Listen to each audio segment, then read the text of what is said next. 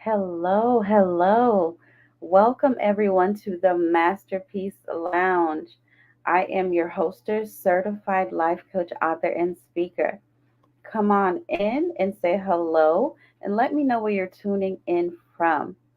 We are back with another segment, and I am super excited as always. And as you have already seen, our title today is Soul Work. How can we begin to do the real work, the work in our soul? And so we're going to be talking a little bit about that today, some elements that we can really take hold of that's really going to help us on this journey. For those of you who are new here, welcome. This is our corner of the internet where we have incredible, amazing conversations that help push and propel our personal and professional lives forward. So, welcome, get comfortable, and let's start having a conversation. Again, we are talking about soul work today. And with that being said, there's some elements of soul work that can really start to help us improve our being, right? Because as we always say here in the Masterpiece Lounge, transformation takes place from the inside out. And so it is imperative that we take the time to take care of ourselves holistically, right? And our soul is absolutely important. And so let's jump right into today's topic. And so I want to start off by talking to you about soul work and what is it, right? I don't want to assume. So, soul work, in essence, soul work is a process where you dedicate yourself to actively improving your soul health. All right. And so while we can't hold our soul in a physical sense, right? It's not necessarily tangible. It is what makes us who we are, our very essence. Okay, and so we want to make sure that we are doing the work to take care of it as well. And so again, there's five elements of deep soul work that we're going to talk about so that we can give that the attention it needs so that we can grow. Okay, and number one is soulfully removing unhelpful emotions. Soulfully removing unhelpful emotions. And with the help of the soul frequency, I was able to really understand and get a hold of these elements. And so we're going to share them today.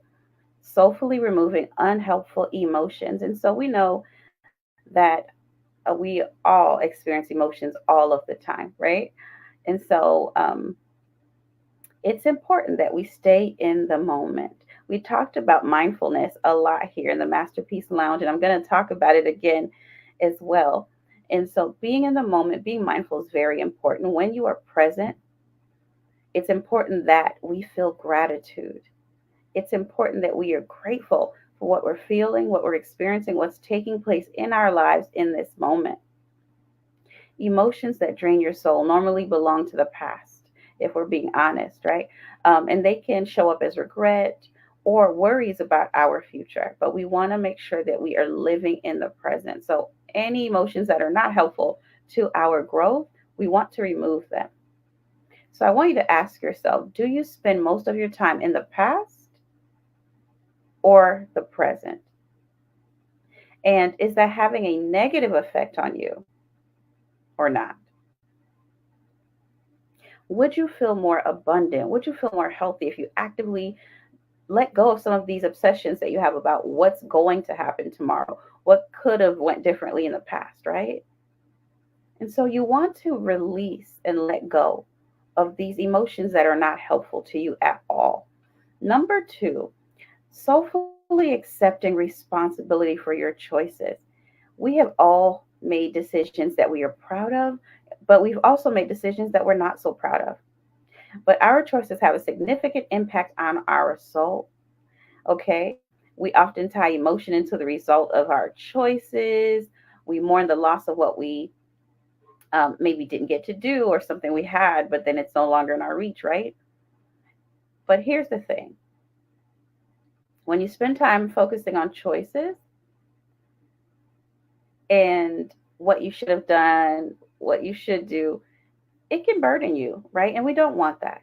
So we want you to focus on allowing you to accept your choices, but also release them. Yes, we are responsible for our choices, but if they've already happened, we get to release them and we get to learn from that, right? So take the opportunity to let it go, whatever's holding power over you, so that you can truly be free and learn from those moments, right? So that if you feel like you didn't make a good decision, you don't do that again. Number three is to raise your expectation for yourself, right? We can be very sensitive to moods, energies, right? All of the things. And so you want to make sure that you are actively increasing the expectation for yourself in every way. And also just remember that there's going to be a lot of you confronting things about you. That's not always fun, but it's very necessary. Number four is moving towards kindness. Be kind to yourself. The same grace that we extend to other people, we have to also extend that to ourselves. A healthy soul is a kind soul. Okay, so be kind first to yourself and be kind to others. The essence of our soul is to love, give kindness, right? Healing.